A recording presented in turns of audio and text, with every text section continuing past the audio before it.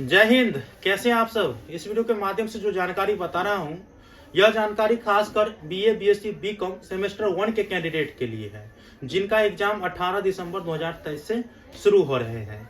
Exam की बहुत बहुत बधाई और मेरा जो उम्मीद है कि आप लोग अच्छा खासा अंक अर्जित करेंगे और आप लोग आगे चलकर भी अपना नाम रोशन करेंगे। और इस वीडियो में जो आप लोगों को गाइडलाइन बताऊंगा, क्योंकि पहली बार सेमेस्टर के एग्जाम हो रहे हैं। इससे पहले तो ईयरली एग्जाम होता था और उसमें सभी को पता रहता था कि क्या क्वेश्चन क्या पूछे जाने वाले हैं और किस में कौन से क्वेश्चन पूछे जाने वाले हैं। तो पहले वाले कैंडिडेट को तो दिक्कत नहीं हुआ, क्योंकि वो पहले वाले से पहले वाले पढ़े हुए थे। आप लोग पहली बार दीजिएगा एग्जाम और ये समझ में नहीं आ रहा है एग्जाम में क्या लिखें, कैसे क्वेश्चन आएगा। वैसे कॉलेज करते होंगे तो आपको पता होगा, और बहुत से कैंडिडेट तो कॉलेज नहीं करते हैं तो उनको पता भी नहीं होगा। तो मैंने सोचा कि आप लोगों को अगर क्वेश्चन आ जाए तो वो किस प्रकार से क्वेश्चन रहने की संभावनाएं है, साथ में आप लोगों को अगर क्वेश्चन टफ भी देखने को मिले तो उस समस्या का समाधान आप कैसे कर पाए ताकि आप लोग फेल ना हो परीक्षा में। ये केवल परीक्षा में फेल और पास को लेकर है, ठीक है। तो देखिए, सबसे पहले तो मैं आप लोगों को बता दूं, बिना समय गवाते हुए, आप लोगों का सेमेस्टर ये है 23 से 27। आप लोगों के जो एग्जाम स्टार्ट हो रहे हैं वो कितना तारीख से, 18/12/2023 से, 18 दिसंबर से, ठीक है। पहला क्या है, कितने अंक की परीक्षा होंगे, ये बहुत से कैंडिडेट के मन में सवाल उत्पन्न हो रहा है, ठीक है। देखिए, पहले जो होता था, अगर आपके प्रैक्टिकल है किसी भी सब्जेक्ट में, तो अगर साइंस के कैंडिडेट होंगे या उसके अलावा, ठीक है, आर्ट फैकल्टी के कैंडिडेट होंगे, अगर आपका ऑनर्स है या सब्सिडरी है, अगर इसमें अगर मैथ को छोड़ दिया जाए, किसका, मैथ को छोड़ दिया जाए, तो मैथ छोड़ करके जितने भी सब्जेक्ट में प्रैक्टिकल होते हैं ना, वो प्रैक्टिकल लगभग 30 अंक के होते हैं। कितना, 30 मार्क के होते हैं। और मैथ में 10 अंक के प्रैक्टिकल होते थे प्रत्येक पेपर में, जिसे वाइवा के रूप में वाइवा माना जाता है। ये मौखिक परीक्षा होता था, ठीक है। तो ये 10 अंक के होते थे। तो जिस हिसाब से ये 10 अंक का होता था, और ये जो है सभी का सभी 70 मार्क के एग्जाम होते थे जिसमें प्रैक्टिकल था, ठीक है। अब तो ऐसा देखने को नहीं मिल रहा है, और जो भी है आप लोगों को बता दे रहा हूँ। मैथ के अलावा सभी में लगभग 30 मार्क के प्रैक्टिकल देखने को मिलता था। अब सब्सिडरी का एग्जाम दे रहे होंगे तो सब्सिडरी में भी लगभग वही है। और आप लोग अगर एक्सटर्नल एग्जाम छोड़ करके इंटरनल एग्जाम जो दिए होंगे अपने कॉलेज में, तो उसमें जितने अंक का एग्जाम दिए होंगे वो आपका जो है प्रैक्टिकल हो गया, ये आप याद रखेंगे। अब एक्सटर्नल एग्जाम जो आपका बचा हुआ पेपर था, जो पेपर आपने एग्जाम दिए हैं और उसमें 30 अंक के दिए हैं, तो समझिएगा कि उस पेपर का 70 अंक के एग्जाम होने वाले हैं, ठीक है, आपके मेन एग्जाम में। इसके बाद जो अंक आप 50 मार्क के दिए होंगे या 90 अंक के दिए होंगे या 10 अंक के दिए होंगे, तो उसी के अकॉर्डिंग आप 100 पूरा लीजिएगा, तो आप लोग समझ जाएंगे कि कितना प्रश्न पूछने वाले हैं और कितने अंक का होगा, ठीक है। चलिए, अब यहाँ पे परीक्षा 3 खंड में लिए जाते हैं। अब ऐसा नहीं कि 3 घंटा में 3 खंड में एग्जाम कैसे देना है। देखिए, सबसे पहला जो आप लोगों के रहेंगे, ये आर्ट पेपर वाले के लिए आसानी रहता है, ठीक है। बाकी तो किसी को ये पूछता नहीं है। अब हो सकता है कि इस प्रकार से आप लोगों का पैटर्न रहे। आप लोगों को ऑब्जेक्टिव दिया जाएगा 10 ऑब्जेक्टिव दिया जाएगा, जिसमें आप लोगों को प्रत्येक ऑब्जेक्टिव के लिए 2 अंक निर्धारित किए जाएंगे। अगर आप 10 का 10 सही बना देते हैं तो आपको 20 नंबर मिल जाएगा। आप लोगों को ये घस OMR शीट पर नहीं, कॉपी पर लिखना है, तो अच्छे से लिखिएगा समझ के। दूसरा में है कि 6 गो जो है शॉर्ट टाइप जो क्वेश्चन दिया जाएगा, उसका आंसर शॉर्ट टाइप देना है, और वो जो रहेंगे उसमें से 4 प्रश्न का उत्तर देना है आप लोगों को, और प्रत्येक प्रश्न के लिए 5 अंक निर्धारित किए जाएंगे उत्तर के लिए।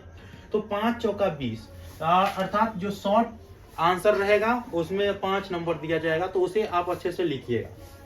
तीसरे काउंट में 5 गो लॉन्ग टाइप क्वेश्चन दिया जाएगा, जिसका आंसर आप लोगों को लॉन्ग टाइप में देना है।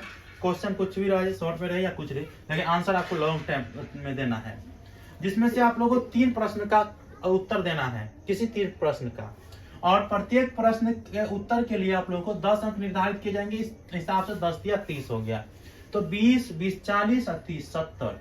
देखिए, अगर आपके पेपर में जो इंटरनल एग्जाम आपके कॉलेज में हुआ है, अगर उसमें 30 अंक का एग्जाम हो गया है ना, तो आपको 70 अंक का एग्जाम उस पेपर में आप लोग को देना पड़ेगा। आप लोग याद रखेंगे, ठीक है। इस हिसाब से क्वेश्चन पूछे जाने की संभावनाएं हैं।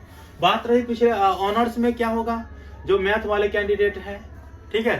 तो मैथ वाले कैंडिडेट के लिए मैं बता दूं कि आप लोगों के जैसे ईयरली एग्जाम में 90 अंक के क्वेश्चन पूछे जाते हैं, और आप लोग अगर सेमेस्टर वाला जो इंटरनल एग्जाम है वो कॉलेज में दिए होंगे, तो अगर उसमें 10 अंक का एग्जाम हुआ हो तो आपको 90 अंक के एग्जाम पूछे जाएंगे। और प्रत्येक प्रश्न के उत्तर के लिए आप लोगों को, और मैथ वाले में पहले 12 प्रश्न दिया जाता था, किसी 6 प्रश्न का उत्तर देना रहता है, और उसमें ए बी रहता है तो ए बी को दोनों को देना पड़ता है, ऐसा नहीं एगो। और किसी 6 प्रश्न का उत्तर दीजिएगा और आपको एक प्रश्न के सही उत्तर के लिए 15 अंक निर्धारित किए जाते हैं मैथ वाला में। बाकी मैथ के अलावा सभी के लिए इतना ही है जिसका प्रैक्टिकल नहीं है, सॉरी जिसका प्रैक्टिकल है।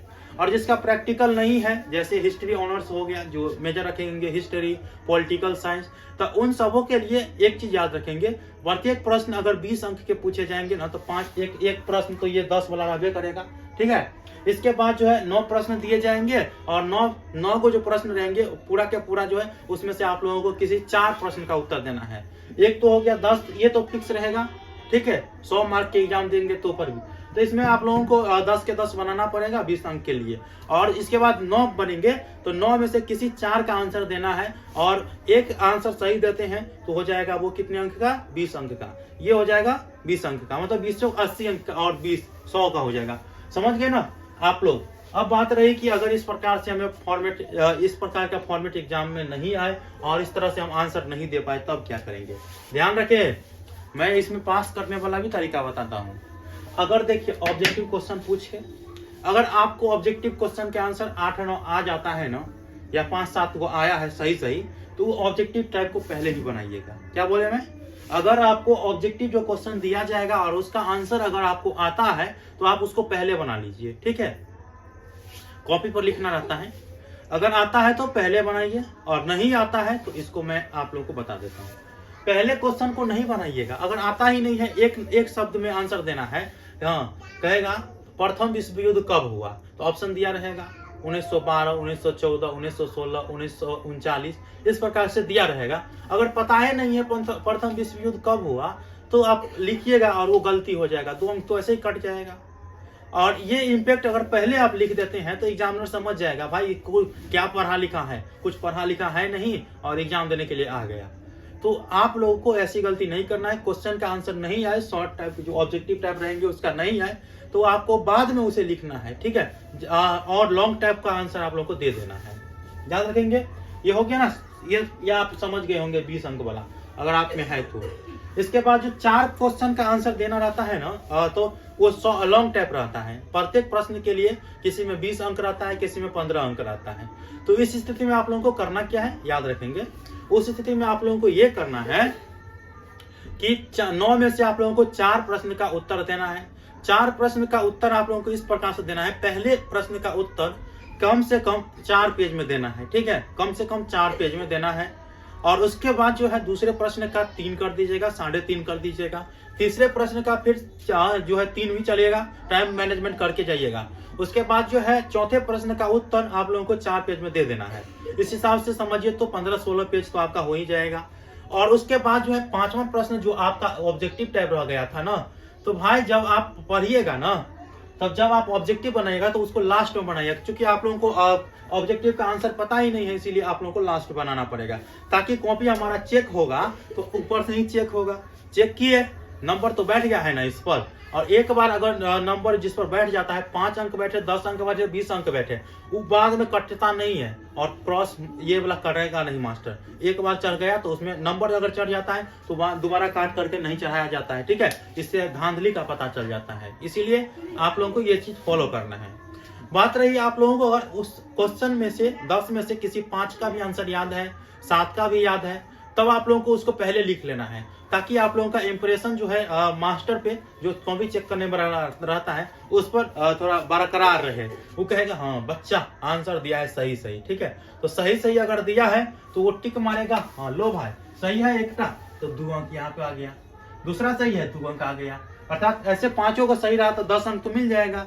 और अगर सही है तब समझ जाएगा कि इतना आंसर सही दिया है, बाकी भी सही रहेगा, कट मारो जल्दी से। और 4 मिनट दिया जाता है कॉपी को चेक करने में, नंबर बैठाने में, लगभग 4 मिनट। तो जितना जल्दी कॉपी चेक करता है, जितना ज्यादा कॉपी चेक करता है, उनको इतना पैसा मिलता है। इसीलिए आप लोगों को ये समझ के जाना है। तो मुझे लगता है आप लोगों को ये तो मोटे तौर पे समझा दिए, और कैसे परीक्षा देना है वही समझ में आ गया। अब जो भी इंफॉर्मेशन आएगा मैं आप लोगों को बताऊंगा। वीडियो लंबा हो चुका है। आप लोगों को परीक्षा की अग्रिम शुभकामनाएं। मिलते हैं अगले वीडियो में, तब तक के लिए धन्यवाद।